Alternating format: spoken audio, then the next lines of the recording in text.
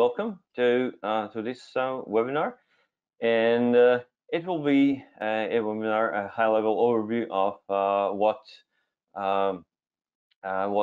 C-level executives or managers or anyone with a managerial position or anyone that want to know a little bit more about what the cloud should know, and especially the people who are in the position to make decisions that are within budgeting and high-level positions. And first of all, thank you, Victor, for the introduction. My name is Sasha, and I'm a cloud solution and security architect, and also a long-time trainer, more than 20 years, and consultant, speaking also around the conferences around the world, and being also an Azure MVP and certified trainer, and as well as certified EC Council instructor. Anyway, let's get started, and let's see what this cloud actually brings us, and why we shouldn't fear the cloud, why we should actually embrace it, why it's good, and especially it's important that we know what we are facing. So especially we need to know that the cloud is not a silver bullet, it's not the panacea, but then cloud is here, we cannot escape from it.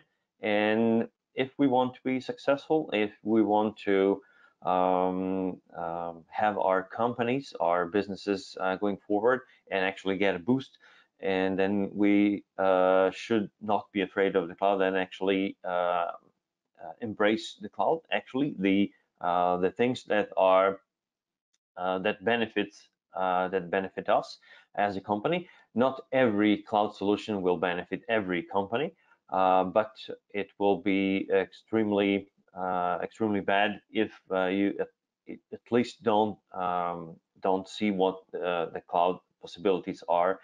And most of the companies that are reluctant to going to cloud and moving to cloud or migrating to cloud or actually hosting any workload in the cloud, the biggest fear is the security, privacy, and confidentiality and security of the cloud. But in fact, when you see where things are going, how the cloud is made, how it's done, how it's engineered, we then realize that in fact the cloud is more secure than our on-premises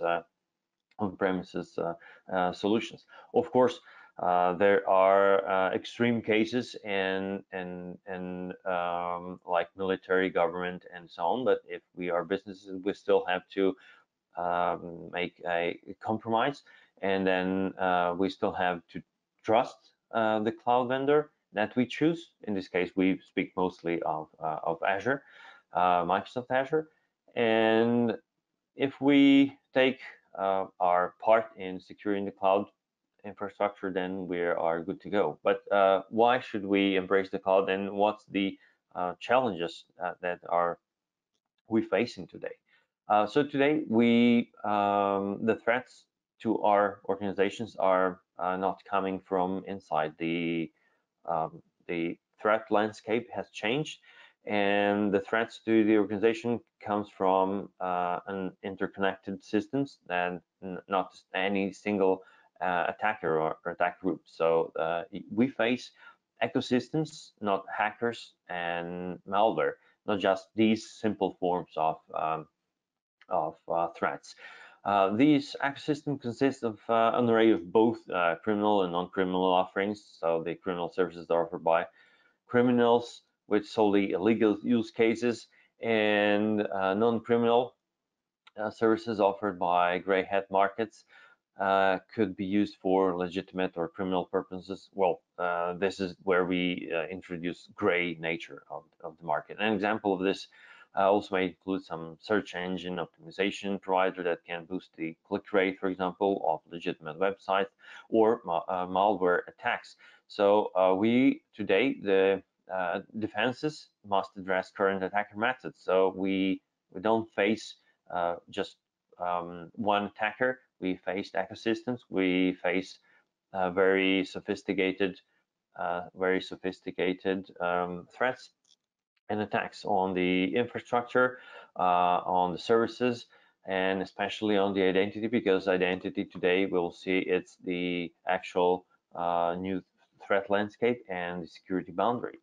The attack services, what we need to be aware of, since the attack surface, the attack targets have switched from on-premises, because most of the companies are now hybrid companies, and not many companies left. Well, actually, not many companies are now solely functioning with the on-premises infrastructure, but at least some percentage of their workloads is still is in the cloud, and some of the infrastructure is still on premises. But the biggest number of companies, the most companies, have transitioned to at least 40 of their infrastructure power to the cloud. And of course, there are examples also of the companies that are solely in the cloud. But I would say that 100% of the cloud, it's good. Or if is it possible? Yes, it is. But probably there's a saying that you shouldn't put all the eggs into one basket. So if you are moving 100% in the cloud, then you should also make a good research. What are your options, and how you can mitigate some things that can happen with the cloud, if they can happen and when they happen. Today, since the criminals have figured out, of course, that more and more companies are moving their assets to the cloud, they are protecting better their in-premises and infrastructure, the data that is on premises, and the cloud service providers are much better, have a much better security, are much better secured than the companies, than their on-premises counterparts. So the criminals are not just focusing on breaching the firewalls, not breaching in very simple form of they're not performing very simple form of attacks that have been performed in the past, but in fact they are targeting different tools, different areas of our infrastructure or of our business ecosystem. And these are the identities, are the clients, actually are the persons, and then of course the devices that are outside. So the baits, the most lucrative, the target, what the hackers want, the data, it's no longer residing on premises, so they focus their attacks on the cloud. So as we have the cloud, the criminals also have the cloud power. So that made the attacks incredibly inexpensive, with few exceptions, of course, for example, like 0-day.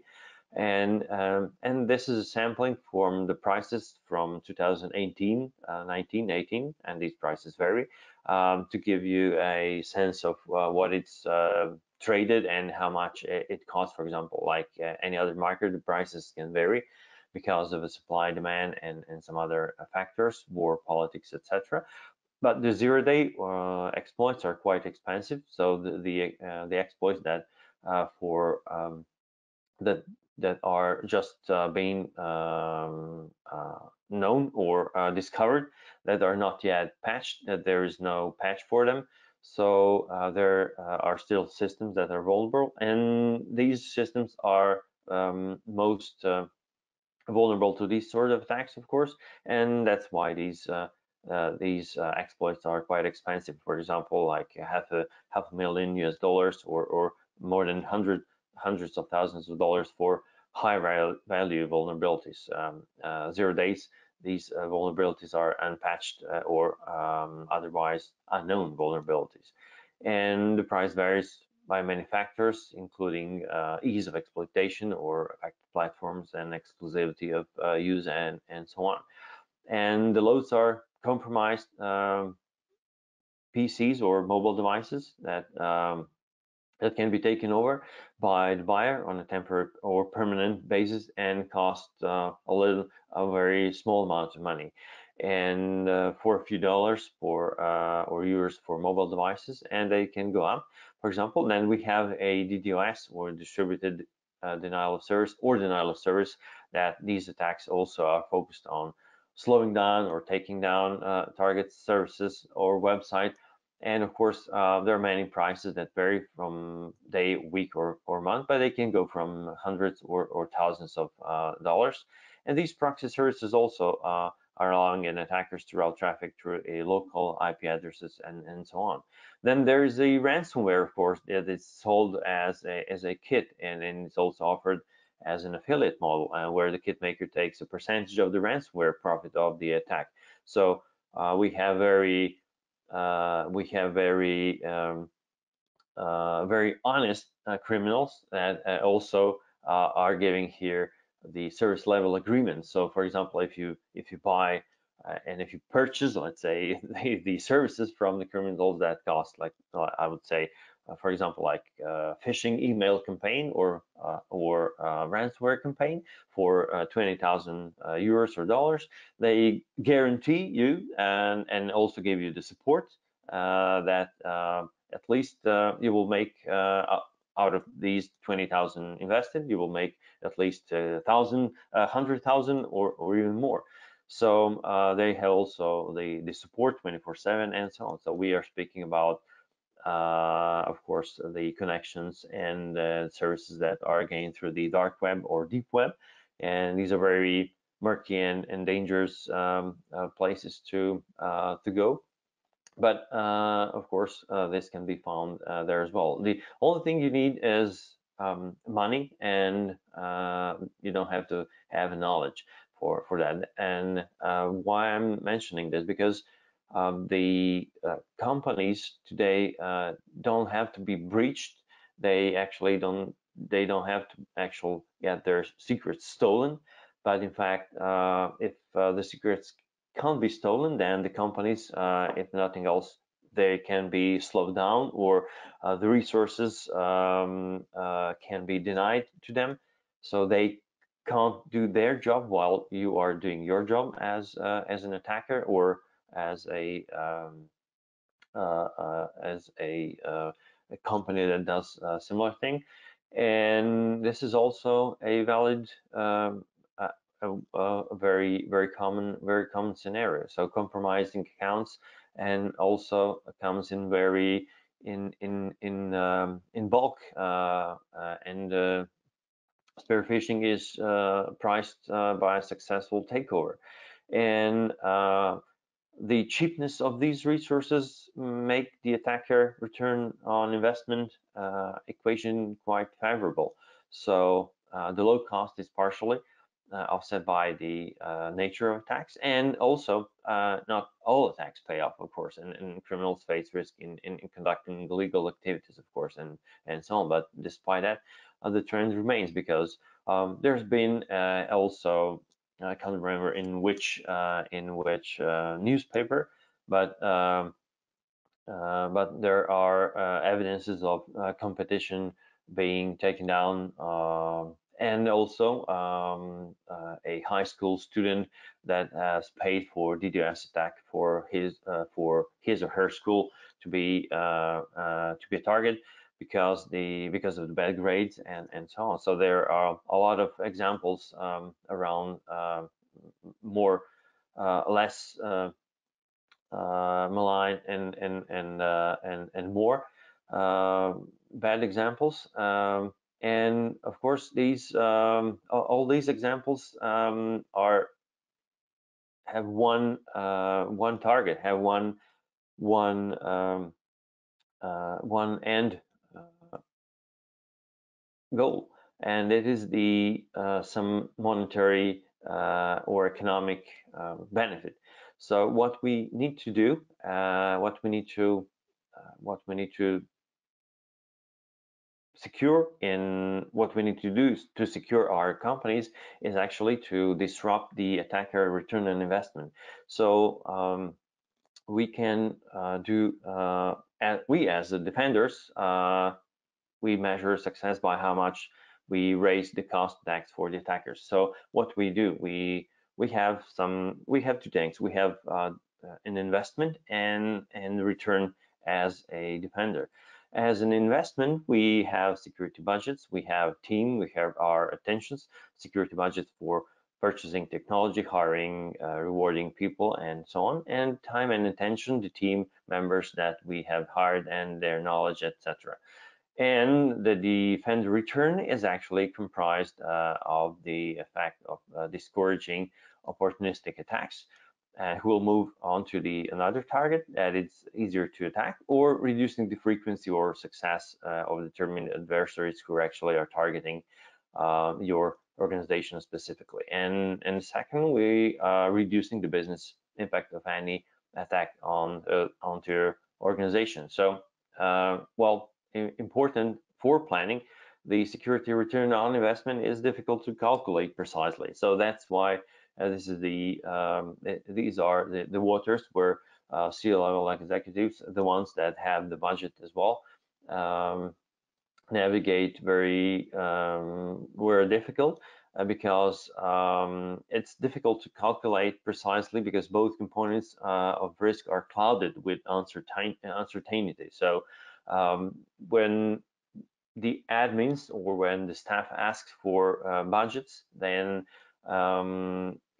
it might seem that these budgets are too much, that they ask a lot more than they need. But in fact, that's why it's hard to fathom to have the actual clear number or the amount of money that is enough. When we speak about enough money, what number is enough, and what percentage, or how much money is enough money for security? There is there has to be a balance. So if your investment is more than your actually company value, then it's probably not worth so much. But if any investment in security will actually keep your company going and businesses going and earning money and making the company alive, then it's good, because the investment today is actually paid out throughout the years, and not in 1 year, but is actually constantly deriving value to the company. For example, take a look at the bank.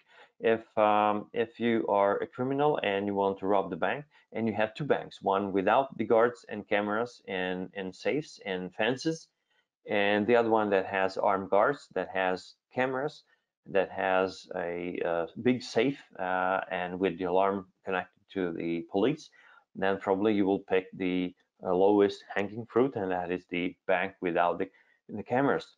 While initially the camera is an expense, while initially the safe an expense, and the stuff is continuously an expense, but it derives the continuous value.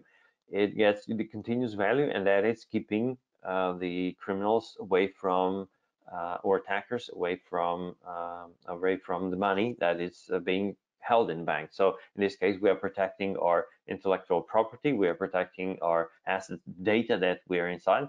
We are actually protecting our business and the people who work for us and who work for the company. So we are prolonging the life of the company and actually making the company function. So anything that we invest in security is not money thrown away. It is being attackers diverted from our company and sent away. So, for example, we by investing in security, we are doing two things. We are ruining. Well, we are doing one thing, but mainly in two parts. We are we are ruining the attacker's return on investment, and that is the attacker return, and that is actually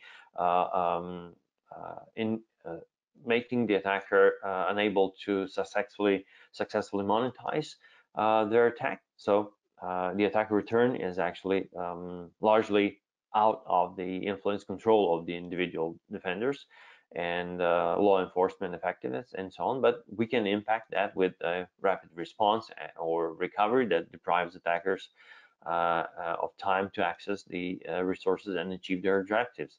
So this will reduce actually the attacker return and predictability of the return, and making you a less attractive target. So this is, you can't measure, you don't have a number how many attackers we have turned off this month. So there is a number. The success is that the business is alive and it's functioning and that has not been breached, and then the data is secured and intact.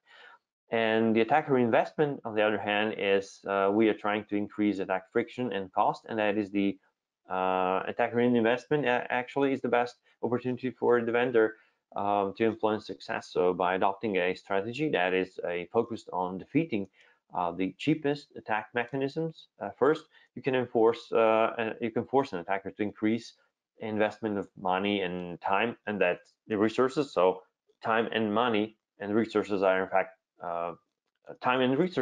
money, and lower their return on investment. So, for example, take a look at the recent attacks that have been performed at the companies that produced COVID vaccines.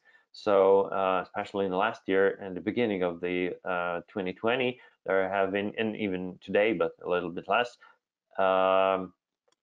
Imagine the attacker that and two COVID companies, vaccine-making companies, the one that has very low security, and the other one that has very high security, and that has very sophisticated and high security investments. So the attackers would choose the one, obviously, that has a lower security, because the return on investment, and that is getting the formula, for example, for a COVID vaccine, is not worth in the attack. Probably they will succeed breaching both companies, but the latter one that has invested more in security is not going to be attacked, because the attack would take 6 months or 8 months to perform successfully, and by that time the other companies have been gone a lot forward with vaccine development,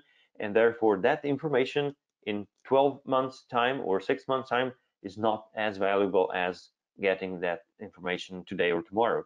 So the company that has a less security will be attacked, and we would never know that. We will know that that we haven't been attacked only when the time passes, and then if we see or hear about some companies being breached and their secrets stolen. So there is a very difficult list, and that's the most difficult thing is getting a grasp of how much money it's enough. Of course, the biggest security, the better it is, and of course without hindering the usability.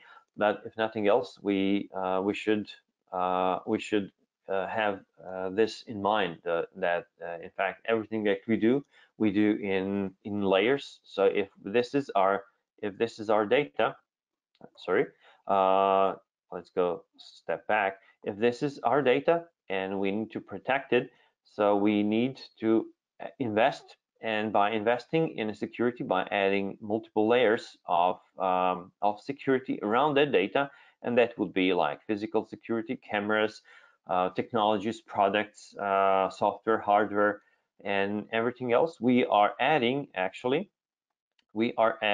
a additional security layer. So when the attack comes, then the attackers first see the first layer and don't see the inside, and they need to spend time, knowledge, money to breach the first layer defense. Then if they move to the second one, they need to spend time, money and knowledge to break the second layer defense, and so on. While they are doing that, and while they are trying to get to the data, they are actually wasting their time. They are spending money, and they leave traces, and they are most susceptible to being find out. That their attack will be found out by the tools that we implemented as security tools around the data. And by the time that these attackers go to the third or fourth and nth layer, they will be actually stopped, and our data will be in fact secure. So in this case, we are talking about the zero trust, and that is actually uh, it's about investing in a tools that will give us the information about every aspect of our infrastructure, how it works, and what is the security posture, and it is about checking every request for the data for its legitimacy. So, for example, in the old era, on-premises era, we had for example, if an admin access the files and access the files in Monday morning or Sunday evening or Saturday night, there were no mechanisms and there were no software that have been checking these sort of movements and this sort of behavior. So in zero trust conversation or zero trust aware company, and in the company that has embraced the zero trust strategy, we have tools, we have software, we have hardware, we have means to trace these, to follow these, to ask for anomalies and to search for anomalies, to ask the validity of each request. And in a zero trust strategy aware organization, we would have tools in there that will question the legitimacy of the request of these administrators and on Saturday night or Sunday morning. So any kind of there's a software, there are tools that can help us to question every request for the data and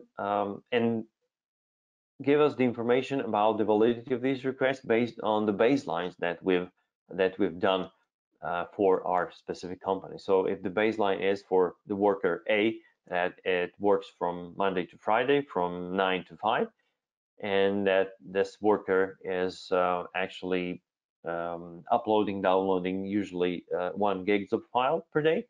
But if that worker accesses some resources out of normal working hours or days, or if the worker suddenly uploads, downloads an unusual amount of files or accesses an unusual location, will be alerted. So by the initially there is the researchers found, many researchers actually gave the information out that the breaches are usually discovered from, let's say, 100, 150, or 250 days after the breach has occurred. And by having a zero trust strategy, we are reducing that number to a smallest amount possible. So we don't want to find out that our files have been extracted from the company after 240 days, but in fact, we like to have tools today, and we have it fortunately, to be alerted with something that something happens right now at the moment of happening, or if nothing else, in a few hours of time. So from when that happens, so that this is where the zero trust it's driving us, and we are forced actually to think like this because we are in the cloud. The attacks are more and more sophisticated, and we cannot have the tools from 20 years ago governing the security of today in the cloud. So firewalls are good, but they have their own place. We still have to add an additional layer of security, and that is the some conditional access or some software hardware that will make additional checks. So why having a zero trust conversation? Because the security is complex, because we have initially the trusted network security strategy from before is not longer valid. So initial attacks were network based, and but today as the assets left network, when our assets, data, and everything left outside or left the four walls, we have the information on our tablets, laptops, mobile phones. We are working from home. We are working from elsewhere. Hopefully, we will travel again, and then the attackers also shift their focus on these places like devices, and even more frequently on the identities, on the persons, on people, because we people are susceptible to social engineering.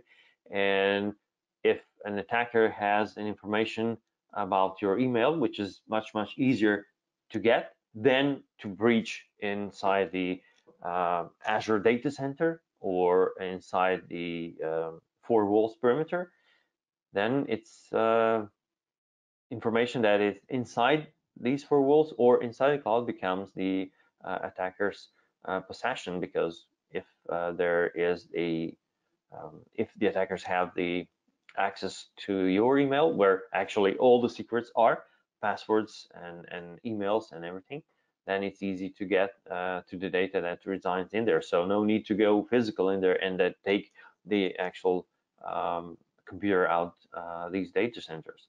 And so we need to embrace this thinking and have the security and have a holistic approach to the security. So one of the concerns were also where we had a traditional approach and the administrators and the staff that were working on premises servers, that these might not be needed anymore. But in fact, they are needed as always, because in the traditional approach we had of course we have our responsibility, we have some responsibilities that have been met or satisfied or unmet, but we still have our personnel working on the servers. But when we went to the cloud, we shifted some responsibilities to provider. That doesn't mean that we don't need the personnel to deal with the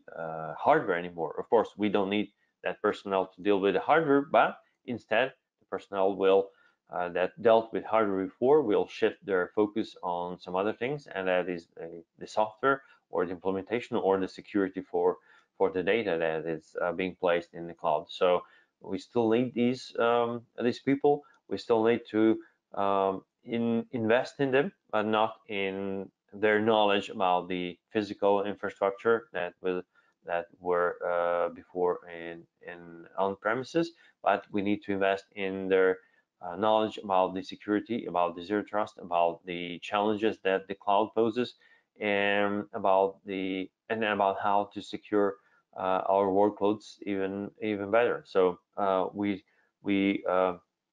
still need these people, and but we are in better position, because while you see that everything that's in here, the grayed out, for example, we shifted our focus and money and personnel and everything from these gray boxes that were initially our concern and responsibility to the cloud provider. But we can then reallocate these resources, we can reallocate these persons to this part that we actually are focusing on, and this is where we can strengthen our security posture and invest in security. And actually, by going to the cloud, we are not anymore constrained by the physical boundaries or by other things that the on-prem is constraining us, like ordering physical hardware, cooling and personnel and electricity bills and everything. But in fact, we can focus more freely on the delivery and actually implementation rather than on making things physical and worrying about the shifted responsibilities. So then there's also some other misconceptions, for example, like compliance and security, and making things compliant. Compliance and security is not the same, because there's some C-level concerns or misconceptions is that if we are compliant, therefore we have to be secure, because these things are intertwined. Yes, they are, but they're not the same. When we are compliant, then we mean that we meet a specific standard at the point in time. So, for example, there are a lot of compliance standards out there that we, depending on our business model or need, organizational model, or country, or regulatory boundaries, have to be adhered to. But this compliance is actually a baseline, a one number, a level of that we met, a standard that we met at one point of time, that can be enhanced, and that can be even better than it actually the compliance standard tells us to be. So compliance means that we have met a certain standard, that we achieved a certain level of security, for example, or meeting a certain standards. But that doesn't mean that we have to stop there. In fact, we shouldn't stop there, because security is actually lowering business risks to acceptable levels by disrupting attackers. And that means that this acceptable levels are usually much higher than the compliance level. So we shouldn't stop at the compliance level. We should think about, we should think how bad people think, about how attacker think, and about what attacker would do, and how the attacker would attack our resources to get to our data. So we should think about what is our lowest hanging fruit, where are we, what is our weakest link. And that is very also, that's important also when we started to move to migrate to cloud, where we thought about having the IaaS or PaaS or SaaS, whatever it is. So every part of cloud implementation has its own benefits and has its own challenges, and we have a responsibility, not just by building a resilient cybersecurity program. That's not it, but because these cloud services are splitting the operational responsibility or workloads between the cloud provider and the customer tenant, it's critical to understand that the shared responsibility model, what it is, and what security tasks will be handled by the cloud provider. So the one also very common misconception is, especially by non-technical people and especially by the C-level, is that once we are in the cloud, then we are good to go, and we don't need as much as security as we needed before. And one complaint is, well, one sentence that we often hear: so why we moved in a cloud in the first place, when we need to invest in the security again, or even more than we used before? Because when this is the same reasoning when if you, for example, if you say, why do I need to buckle my belt, or have a helmet, or have a, I don't know, a car with airbags and high security when I leave my house? Because of course we're not. So when you're in your house, that is the similar when you are on premises, you are in the commodity, in the comfortness of your house or in your business, and you don't need a helmet, you don't need a a protective suit. You don't need a car with seatbelts. But if you go outside, if you go on a motorcycle, then you have to wear a helmet. If you go in a car, then you have to wear a seatbelt. Then you have to have a high secure car with airbags and everything, because you change the environment. So that's the same thing as when we speak about security in here. So when we change our environment, we changed from being on premises and we went to cloud, and there are different attacks and there are different security concerns in between these two. These are not the same.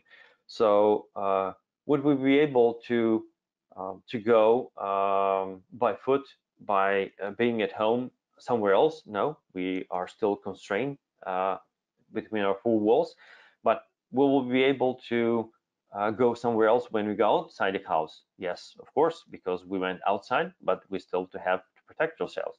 And that's the same thing with the business. We will be able to achieve more, or have more powerful VMs or virtual machines, or more powerful, or expand our business when we move to cloud, of course, and faster and in less time than if we stayed on-prem, but we still have to apply the corresponding security protocols or security products and so on. We will be able to achieve more, of course, but also make more money, of course. So anything that is in the gray area here falls under the Microsoft or cloud provider, but anything that is in the blue area, actually, it's our responsibility. So when we buy for example, a big security door, a very expensive one, and if we don't close the door or lock the door when we leave the house, then it's not the door manufacturer responsibility. If a thief comes in and just opens the door, it's our responsibility. So that's the same thing with the blue and gray area here. So if we have Office 365, we have email, we have tools, we have OneDrive, SharePoint, everything. But if we have weak passwords, or if we don't protect our passwords with multi-factor authentication, then it's not cloud provider or Microsoft or Amazon or Google or anyone else's responsibility. Is still ours, because we need to protect our keys, our passwords. So this is also one misconception that is very common, and that also hinders the cloud adoption. So of course there are tools that can help us, of course, but it's important that we know that we still have to invest, and of course invest smart. We can, of course, we do have to investigate a little bit more about what tools do we need, and cloud is not a silver bullet, so we might not need out of 100 services, we might not need 100, but maybe 15 or 55, I don't know, depending on business. But if we adopt the 15 out of 100, then we should protect these 15 the best that we can. And today we have dual perimeters, so we're in transition where we will be managing two styles of security perimeters to protect both legacy workloads and modern scenarios, and also the forces that are driving the adoption of identity perimeters are the prevalence of attackers using identity tactics and that actually bypass network perimeters, and also the need to protect assets where network controls are not available at such cloud services, applications, and mobile devices. So the organization here, well, the technology architectures are shifting in multiple ways, from large projects to waterfall projects to agile mode of continuous evolution and deployment, from manual to highly automated systems, and from individual operating systems to scalable cloud systems and containers and everything. So we then have a lot of different parts like administration that involves from manual tasks to authoring, then the network containment that containment, that the discipline of network security actually involves from a focus on single technology, that is the network, to designing risk containment strategies and controls for that span different layers, and development security architecture, and so on. So we are in an ecosystem today, and not just in one place. And then we have and also well, the cloud transformation actually well, challenges the cybersecurity. It also offers the opportunity to provide effectiveness and alignment with business objectives as well. And then there is also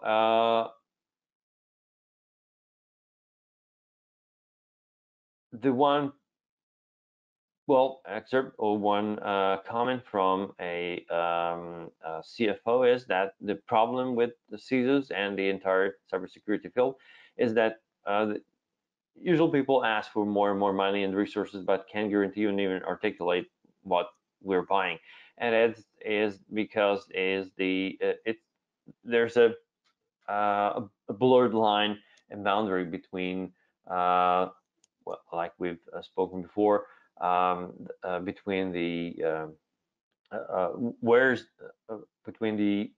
the actual boundary of the ruining the attacker's return on investment. So how much is enough? And the point is that we invest intelligently, and that we don't embrace everything in the cloud, but only things that are that actually will help us, that will drive the success, that will actually that we will have the benefit from. And of course, it's about making the sound decision of purchasing these these products.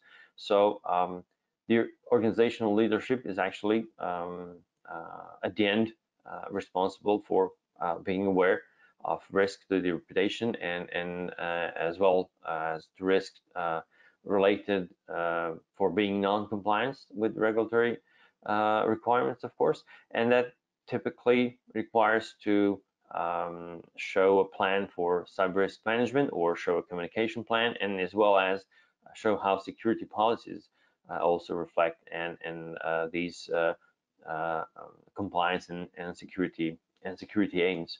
So one of the first questions is how much is enough, and well, that is an important and tough question to answer. There's the unfortunate reality is that we see so many programs that are have more challenges than with being effective than current resources win, versus being underfunded actually.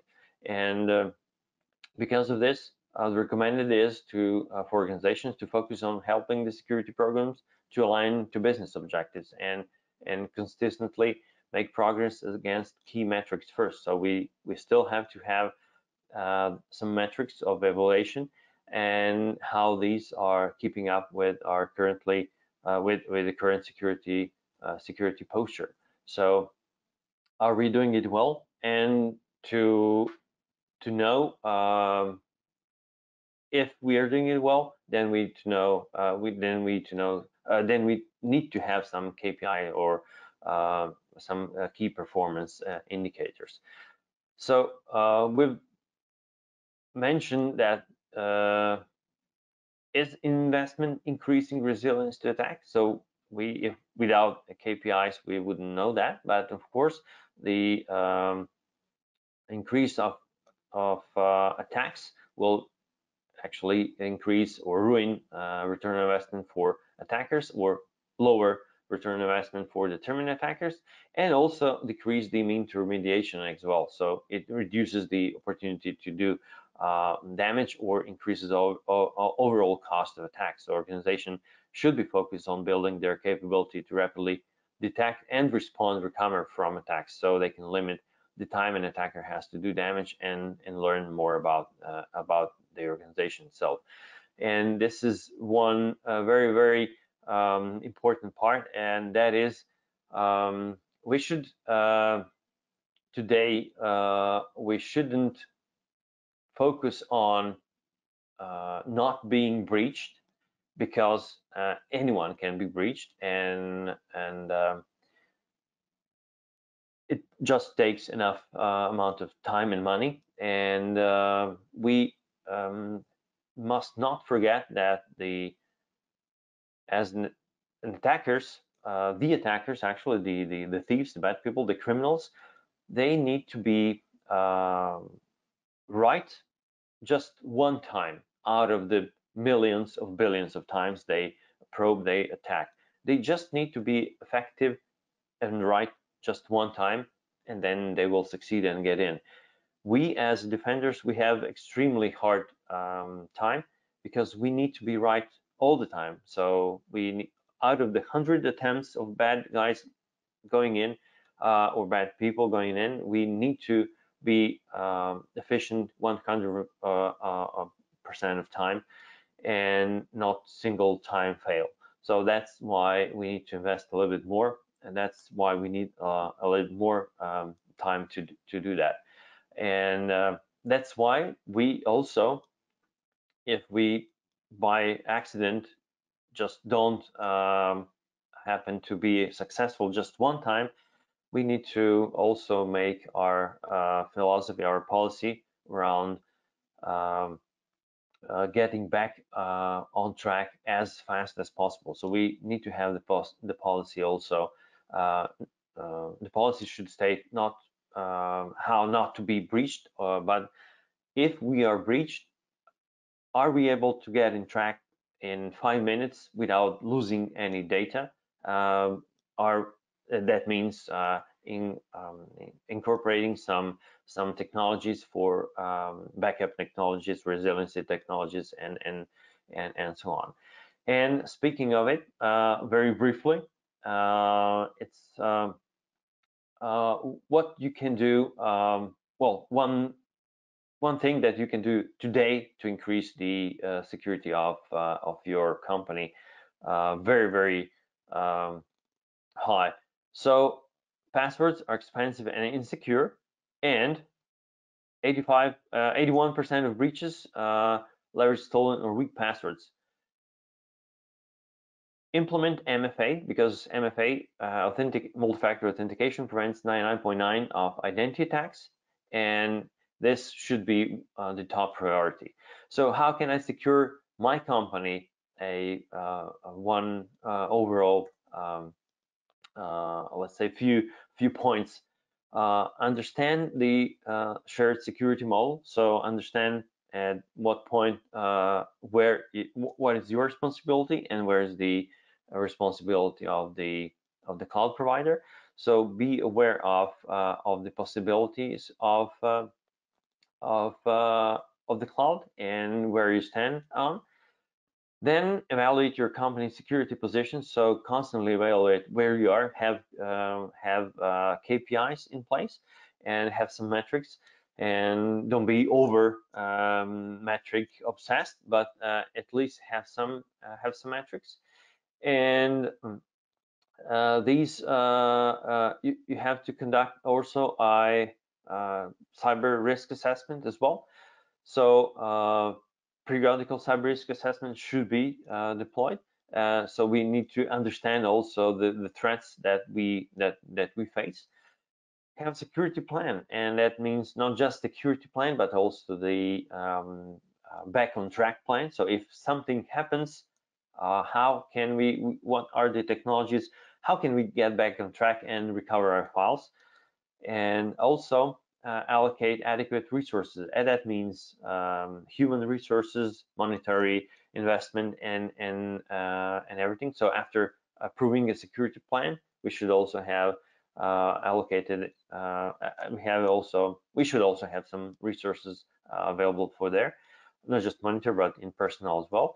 And also execute an audit. That doesn't necessarily need to be a external audit, but it could be internal audit. It can be also audit that involves some free tools, some paid tools, And once in a while also, why not spend some money and then perform an external independent audit, because when you when you look through your eyes at your own premises, you might oversee something. So different pairs of eyes, and the people that are not familiar with your infrastructure might see something that you don't. So do that as well.